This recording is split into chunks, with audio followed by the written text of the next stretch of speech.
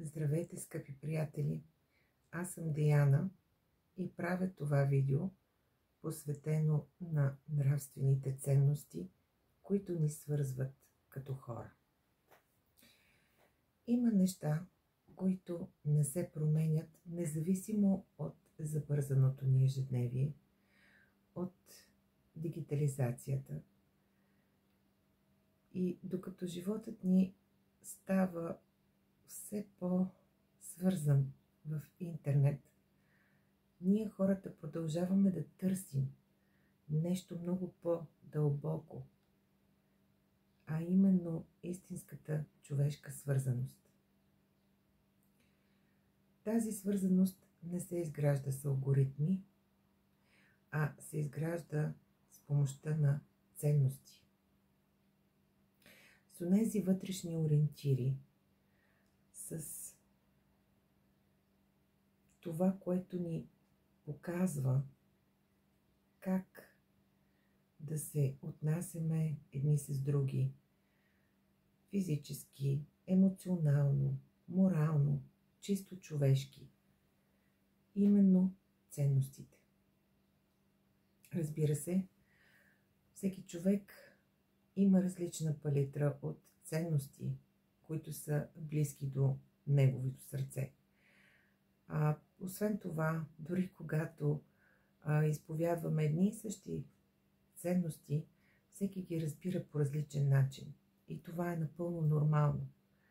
Но въпреки това, ще се опитам на една много малка част, на един фрагмент, ако мога така да се изразя, от палитрата нравствени ценности, да ги обединя, да ги изведа като едни по-общи дефиниции, които, както казах, при всеки ще се проявят и се проявяват в различни варианти и вариации. Защо са различни? Защо? Прошката за един това е проява на слабост, а за друг това е проява на сила. Любовта за един това е грижа към другите, към другия. За друг това е лична свобода. Но въпреки това има нещо, което ги обединява.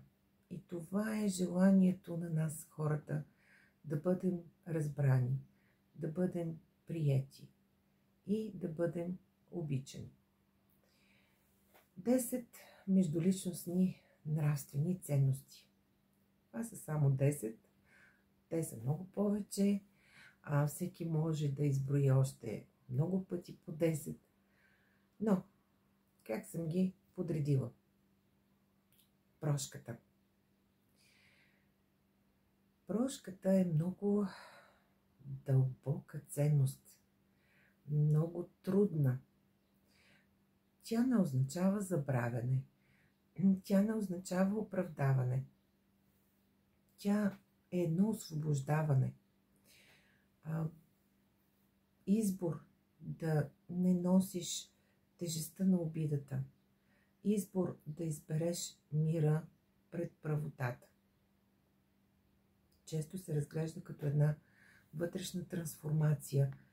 Нещо, което променя не само отношенията ни, но ни променя нас самите. Любовта. Това е велико чувство. Тя е действие, избор, ангажимент, проява на грижа, подкрепа, приемане. Но в никакъв случай не бива да подценяваме или забравяме и един друг вид любов, а именно любовта към самия себе си.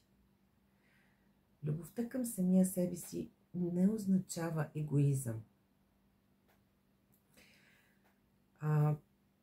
Това е една друга форма на любов, за която малко по-рядко говорим, но тя означава да уважаваме себе си, да поставяме лични граници, да се грижим за самите нас. Защото как бихме могли да дадем, да излъчим любов на околния свят, ако самите ние не сме пълни с любов? Ако в самите нас е празнота, няма как да излъчим любов. Затова първо трябва да напълним себе си и собственото си сърце с обич, с любов към самите нас и след това да имаме възможността да го излъчваме в околния свят. Толерантността. Не случайно има и Международен ден, посветен на толерантността.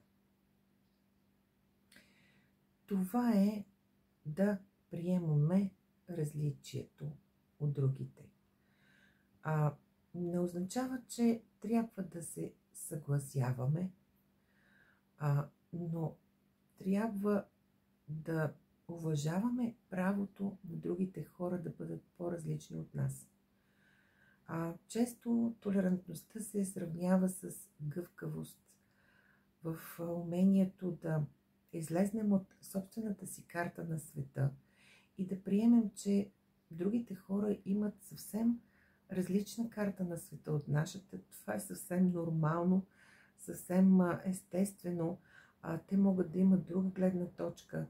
И всичко това е също толкова валидно, колкото и нашето мислене, нашата карта на света, нашето виждане. Тоест всеки има право да има собствено виждане по различните въпроси. Следваща ценност – уважението. Уважението, според мен, е в основата на здравите отношения между хората. То отново не изисква пълно съгласие, но пък изисква признаване, признание. Признание на стойността на другия, дори когато не мисли като теб. Проявява се в езика, в тона ни на говорене, в начина по който слушаме, начина по който гледаме, когато комуникираме. Когато уважаваш събеседника си, когато уважаваш другия, ти му създаваш и му освобождаваш пространство, в което другият може да бъде себе си. Това според мен също е много важно. Сътрудничеството. Сътрудничеството е в основата и на творчеството дори. Това е изкуството да създаваме заедно. То е в основата на създаването на екипите, на екипността, на общностите. Изисква доверие, изисква споделена отговорност, изисква готовност за компромиси. Тези общности от хора или тези екипи не просто работят заедно. Те имат обща цел. Тази обща цел всъщност най-много ги обединява. Останалите 5 ценности ще се опитам да съм малко по-кратка. Честност, искреността, прозрачността, автентичността ни, истината. Това е честността. Съпричастност, да усещаш болката, радостите на другия, без да го поправяш, без да го съдиш. Тоест една споделеност. Смирение. Да признаеш, че не знаеш всичко. Да се учиш, да се извиняваш, да бъдеш по-умерен, да се смириш.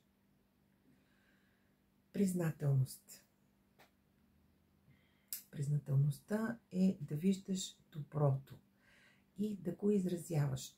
Тук за мен идва едно много голямо чувство, състояние.